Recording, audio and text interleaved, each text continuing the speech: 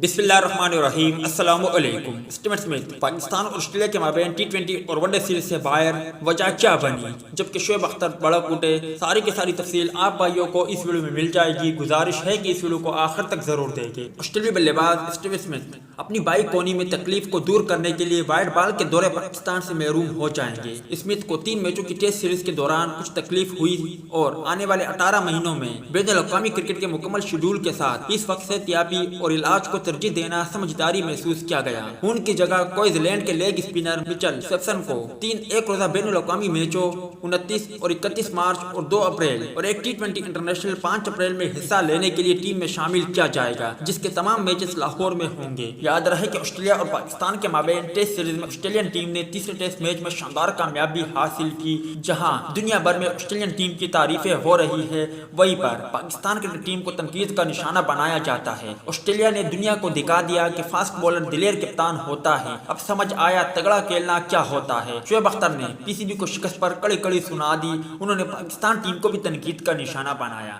Video اچھی لگے تو اسے لائک ضرور کریں۔